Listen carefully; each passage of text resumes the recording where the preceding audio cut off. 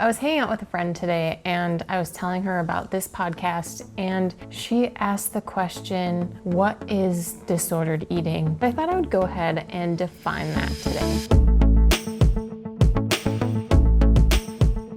So I do not have coffee today, and that's because I had coffee about 2.5 hours ago, and sometimes I can have a coffee 2.5 hours after I have a coffee. Today is not that day. So I feel like I need to be holding something. And I know the perfect thing because the friend that I mentioned who asked what disordered eating is, what it entails, I saw her because we went to a craft fair together, and I found something very cute that I need to show you.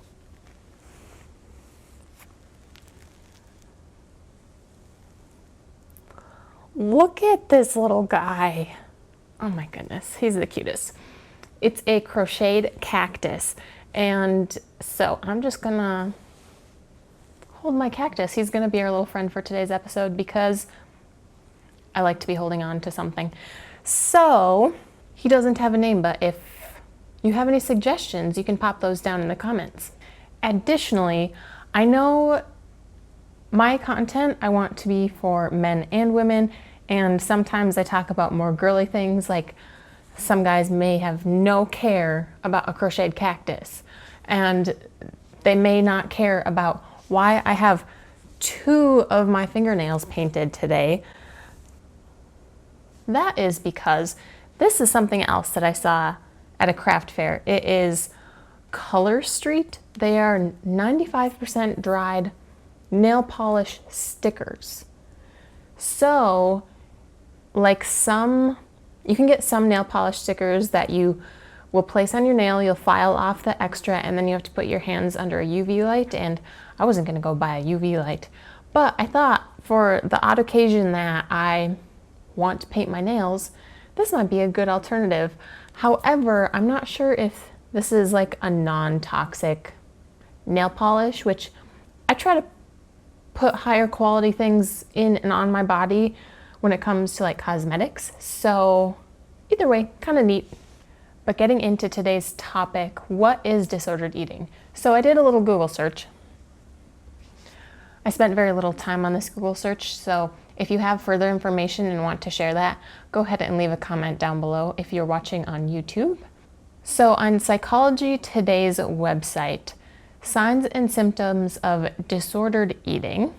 Symptoms may include behaviors such as food restriction, binge eating, purging, which is self-induced vomiting, excessive exercise, use of diet pills and or laxatives. Disordered eating may also include self-worth based highly or even exclusively on body shape and weight.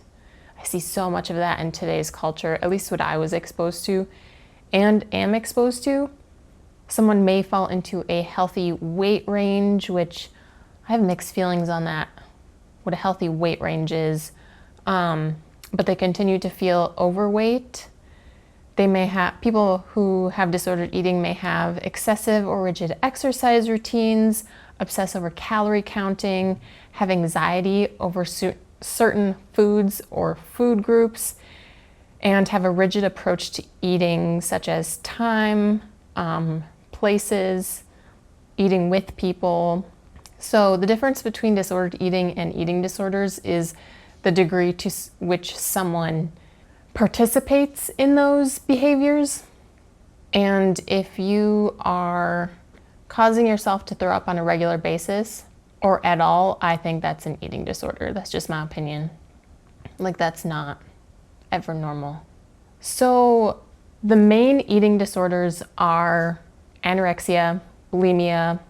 Those are the 2 big ones. And then there's binge eating. I think there's orthorexia, which I may have to look up. I'm not exactly sure what that is. But things you may be able to relate to if you have struggled with disordered eating or you are struggling with disordered eating is your concentration and ability to focus in general. Your social life may be restricted because of the more or less obsession that you have with food and its control over you or someone else. Coping skills, using food as a coping mechanism, overeating or undereating. But I think when you're stressed, it's somewhat natural to not have an appetite. I think that's a normal mechanism that our body has. And then discomfort or anxiety when it comes to food or your body. So orthorexia, I looked it up, is a proposed eating disorder. So I'm guessing it's not officially a disease by medical standards, but it is characterized by an excessive preoccupation with eating healthy food. So going back to explain anorexia, that is usually characterized by undereating, so eating very little, oftentimes, if not most of the time, will be accompanied by strict calorie counting to know how much is going into your body. And oftentimes there'll be excessive exercising by someone who is affected by anorexia. Bulimia has a binge purge cycle. Someone who struggles with overeating, sometimes copious amounts of food, and then forcing themselves to throw it back up. Binge eating, which is basically binging how a bulimic would, but not throwing it up. So what all of those different categories of eating disorders have in common is struggling with food, which is oftentimes accompanied by having a negative body image, thinking they are overweight, thinking they need to lose weight. People who are affected by eating disorders, thinking about food in their body takes up so much of their mental space, it takes up so much of their time. When eating disorders become extreme, they can have physical, medical repercussions. Eating disorders and disordered eating isn't pretty. When it comes to the extremes, if someone is anorexic and they're losing body fat and over-exercising and not eating enough food, their body can start to metabolize and use not only the fat of that person's body, but the muscles of that person's body to fuel its day-to-day operations, to get the energy it needs to just work. But eventually our bodies would get to a point, if we weren't eating enough, that it's going to start shutting down. So organs starting to shut down and the weakening of our skeletal system. So not pretty. With bulimia, if someone is eating and then throwing it back up, their body doesn't necessarily get a chance to absorb the nutrients the body needs. Additionally, our stomachs have stomach acid, and stomach acid is meant to be in the stomach to break down the food. But if the stomach acid is coming up into the mouth time and time again, that acid is going to start to eat away at the teeth. Now, I want to remind everyone, I'm not a doctor, I'm not a medical professional. This is just what I have read over the years and what I've seen over the years.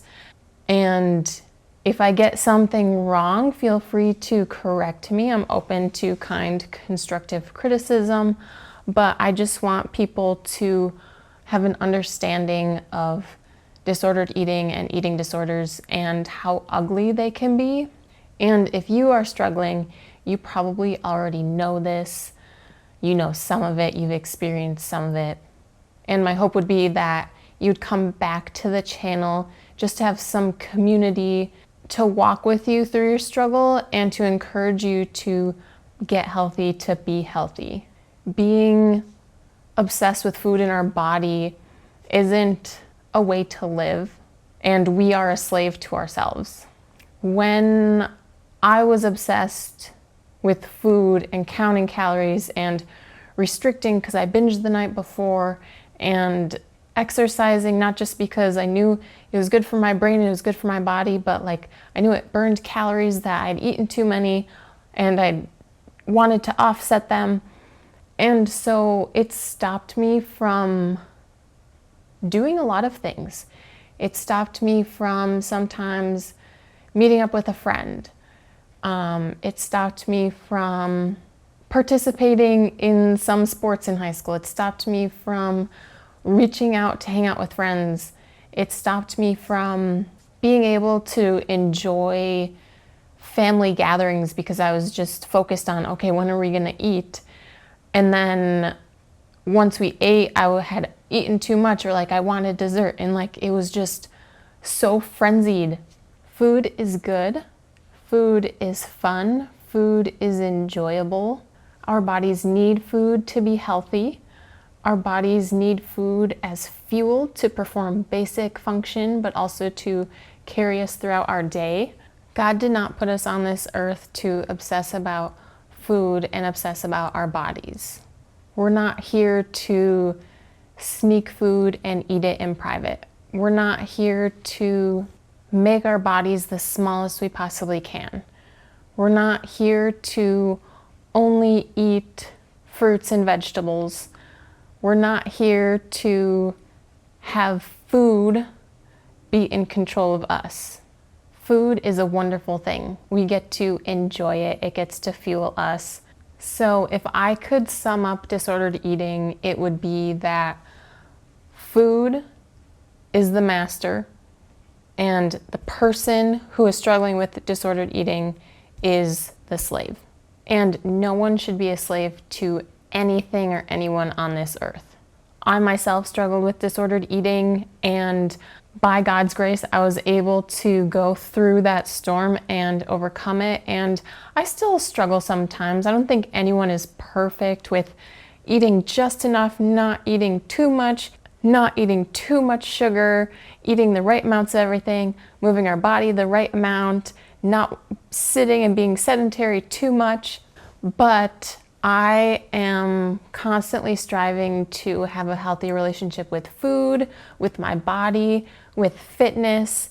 And if you guys are interested in that as well, healing from an unhealthy relationship with food, wanting to be confident with your body no matter where you are right now, and having goals to just have a stronger, healthier lifestyle through health and food and fitness across the board.